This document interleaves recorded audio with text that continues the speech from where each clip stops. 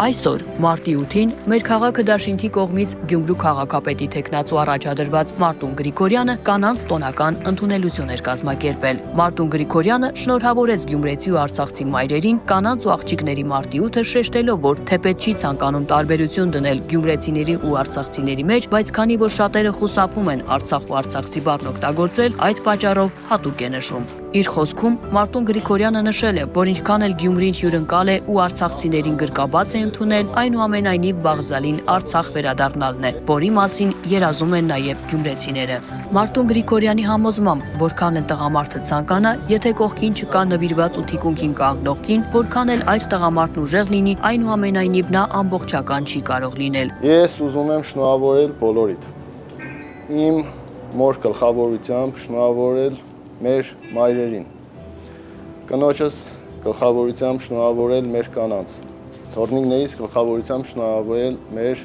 փոքրիկներին, մեր երեխաներին, այս գեղեցիկ օրվա կապակցությամբ։ Գյումրու քաղաքապետի թեկնածուն հատուկ շնորհակալություն է հայտնել իր կնոջը, քանի որ նրա շնորհիվ իրեն համարում է ուժեղ ու ամբողջական մարդ, միաժամանակ յուրաքանչյուրին մաղթելով, որ ցանկացած ընտանիքում լինի սեր, ինչպես նաև կանացի երջանկություն, ջերմություն ու անսահման հաջողություն։ Մարտուն Գրիգորյանը վստահեցրել է, որ պետք է խրախուսել, որպեսզի կանայք բացի ընտանիքում իրենց դերն ու նշանակությունն ունենալուց, նաև իրենց դերակատարությունն ունենան երկրում։ Երբ Կլարացետ կինը առաջարկեց մարտի 8-ը ընդունել որպես կանանց միջազգային օր,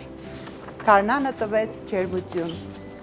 Արևին տվեց կրակ, իսկ տղամարդկանց սեր։ Շնորհավոր ձեր մարտի 8-ը։ Գյումրեցի կանայք իրենց խոսքում նշեցին, որ Մարտուն Գրիգորյանը 18 տարվա ընթացքում ջանք ու եռանդ չի խնայել Գյումրու բարօրության, հաջողության ու բարգավաճման համար, հետևաբար իր կենսագրությամբ ու աշխատանքով արժանի է լինել Գյումրու քաղաքապետ։ 58 եւ ավստրիական թաղամասերի տաք ծմեր կոչված ջեռուցումը, որը այդպես էլ չտակածրեց թաղամասի բնակարանները,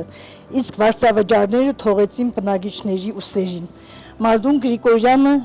լսելի դարձրեց մեր ձայնը մինչև արտարադատության նախարարություն եւ մինչև վերջլուծեց գումարային հարցերը։